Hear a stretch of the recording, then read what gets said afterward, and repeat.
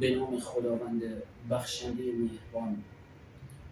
بشر امروز برخلاف چیزی که از ظواهر بسیار بی ارزش علم در دست داره، از هر زمان دیگه نادرتره.